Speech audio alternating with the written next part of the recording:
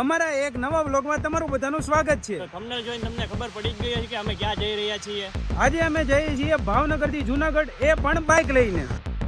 તો આ વ્લોગમાં છેલ્લે સુધી બન્યા રહેજો. આપણી ગિરનાર ટ્રીપના 2 પાર્ટ આવશે. એક આજે અમે ભાવનગરથી જુનાગઢ જઈએ છીએ અને બીજા પાર્ટમાં અમે જે ગિરનાર ચડશું એ.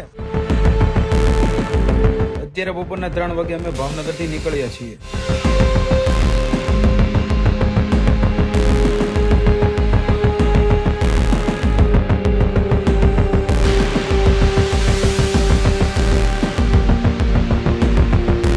અત્યારે અમે સિહોર પહોંચ્યા હતા.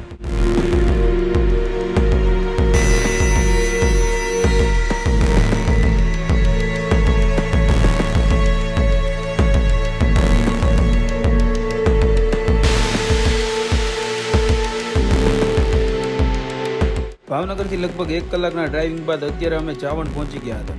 ચાવંડથી ટર્ન લઈને અમે અમરેલી વાળા રસ્તે ગયા હતા. હાલમાં અમે અમરેલીના લાઠી ગામે પહોંચ્યા છીએ.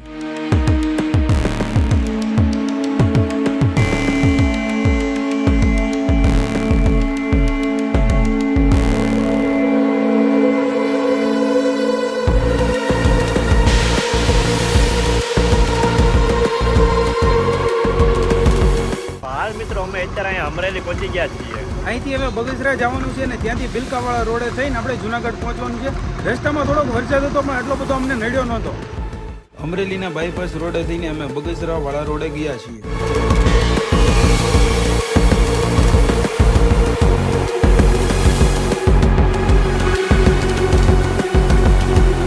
હાલમાં પણ અમે બગસરાનો બાયપાસ રોડ લીધો હતો. આજે વરસાદી વાતાવરણ હોવાને કારણે ઘણીવાર રસ્તામાં વરસાદ આવ્યો હતો. જુનાગઢ નજીક પહોંચતા જ આગેથી ડુંગર બતાતા હતા.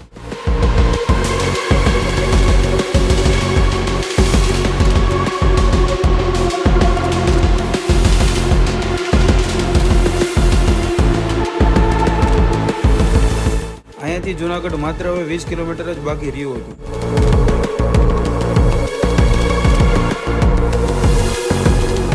તો અત્યારે અમે જુનાગઢ સિટીમાં એન્ટર થઈ ગયા છીએ.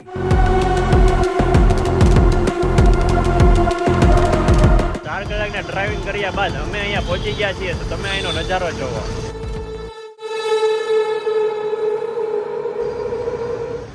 તો અત્યારે અહીંથી અમે વિલિંગ્ટન ડેમે જઈએ છીએ ને પછી ક્યાં જઈએ તમને આગળ બતાવીએ.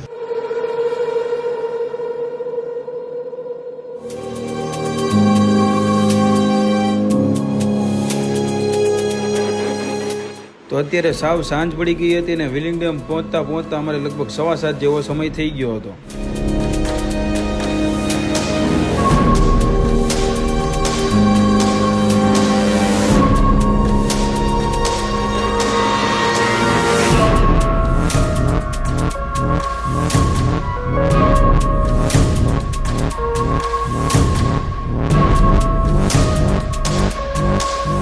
વિલિંગ્ટન ડેમે અમે પહોંચી ગયા હતા પણ અહીંનો ટાઈમ પૂરો થઈ ગયો છે અત્યારે.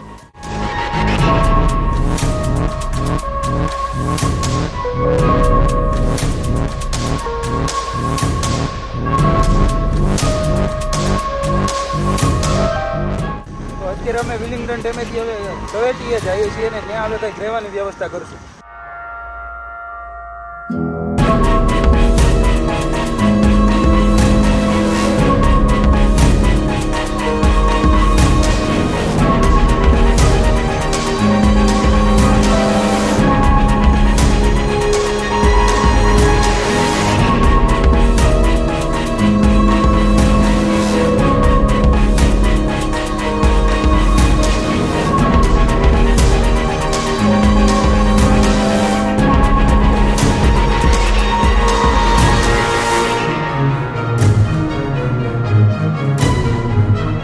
તો અત્યારે અમે ભવનાથ તળેટીના પ્રવેશ દ્વારે પહોંચી ગયા છીએ.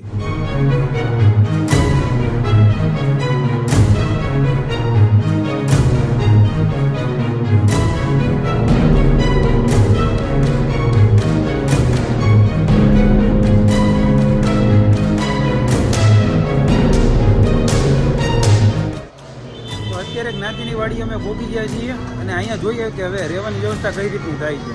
અત્યારે જ્ઞાતિની વાડી અમારે રહેવાની વ્યવસ્થા થઈ ગઈ છે અને પર પર્સન 250 રૂપિયાનો ચાર્જ અહીં લેવામાં આવેલો છે.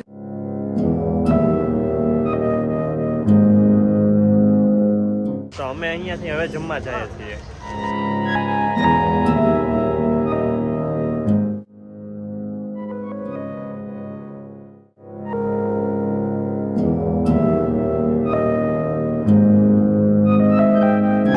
તો મિત્રો અત્યારે અમે બહાર જમવા આવ્યા છીએ.